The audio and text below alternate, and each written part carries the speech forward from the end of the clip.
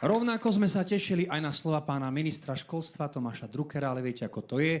Človek mieni, pán Boh mení, pán minister je v zahraničí, ale mám za to, že pán minister má veľmi šikovných štátnych tajomníkov a dobre sa k nám už blíži. Poprosím o príhovor pána štátneho tajomníka Jána Hrinka. Váš potlesk.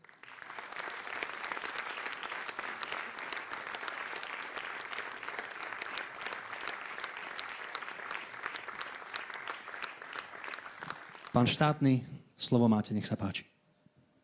Ďakujem pekne. Milé pani učiteľky, milí pani učitelia, milí žiaci, dámy a páni, vzácni hostia, je pre mňa naozaj veľkou cťou byť tu dnes s vami a môcť vás srdečne pozdraviť, a to nielen v mojom mene, ale ako tu bolo už aj povedané, aj mene pána ministra. Zlatý Amos má naozaj výnimočné miesto v slovenskom školskom systéme a ono každý z nás, každý z vás má svojho obľúbeného učiteľa a možno ani nie toho, kto učil ten váš obľúbený predmet.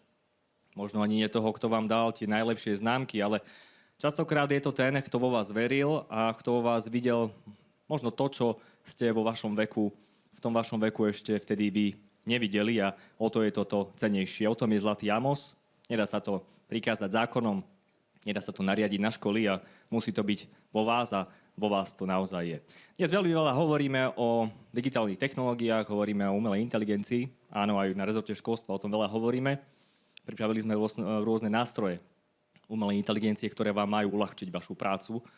No je veľmi dôležité povedať, že žiaden z týchto nástrojov samozrejme nenahradí vás, nenahradí rolu učiteľov, žiaden algoritmus nenahradí to, že si toho učiteľa pamätáte možno desiatky rokov po ukončení vášho štúdia.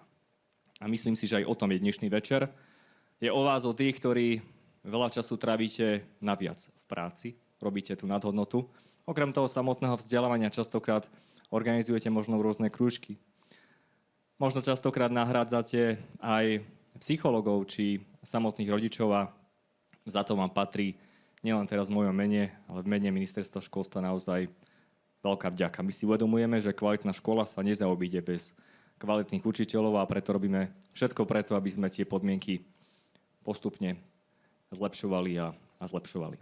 Chcem všetkým laureátom a oceneným dnes zagratulovať a všetkým vám, milí pedagógovia, zapriať všetko len to najlepšie a hlavne veľa, veľa zdravia. Ďakujem pekne. Ďakujem pekne pánu štátnemu tajomníkovi.